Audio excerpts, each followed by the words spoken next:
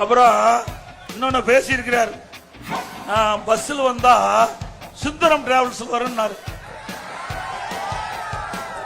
ஆமாப்பா, நான் என் விவசாயி, அப்படித்தான் வர முடியும். உங்க அப்பா மாதிரி என்ன கோடீஸ்வரன்,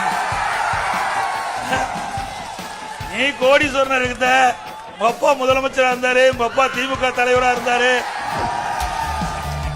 உடைய ட்ரெஸ்ல மட்டும் 8000 கோடி இருக்குது, 8000 கோடி இருக்குது.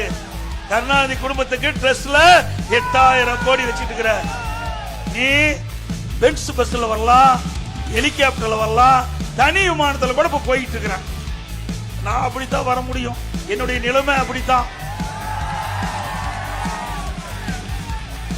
நாட்டு நடப்பு பேசுனா, நாட்டு நடப்பு பேசுன்னு சொன்னா நான் வர்ற பஸ் பத்தி பேசிட்டு இருக்கேன். பரவாயில்ல, இந்த நாட்டு மக்களுக்கு நான் பஸ்ல வரத தெரிவித்ததுக்கு நன்றி.